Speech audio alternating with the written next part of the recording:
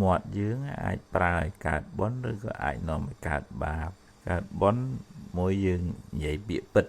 សច្ចៈនឹងមានបារមីទីពីរនិយាយឲ្យគេរួបរួមគ្នាកុំចាក់អូចឲ្យគេឆ្លោះគ្នាទី3យើងនិយាយពាក្យព្រោះភាសាកុំអាមមឹងហែងជេរបន្តិចផ្ដាសាហើយទី4និយាយពាក្យមានប្រយោជន៍និយាយអត់ប្រយោជន៍ច្រើនពេកមាត់នាំឲ្យកើតបាបនិយាយកុហកគេបោកប្រាស់គេហ្នឹងបាបហើយគេលែងទុកចិត្តហើយទី2និយាយញុះញង់អ៊ិចអូចចាក់ចុចគេ